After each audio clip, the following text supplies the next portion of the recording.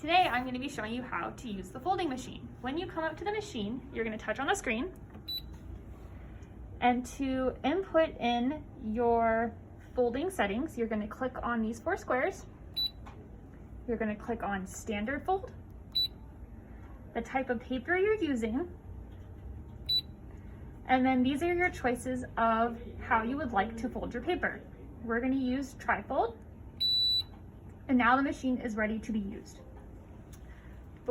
When you are getting ready to put in your paper, you're going to lift this lever up, slide your paper in.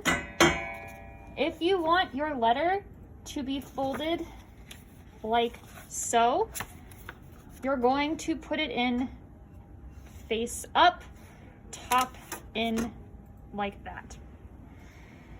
Pull the lever down. There is a test button and a start button. Test will run through 2 to see if that's how you'd like it to be. Start will just do them all automatically. I'm going to do test.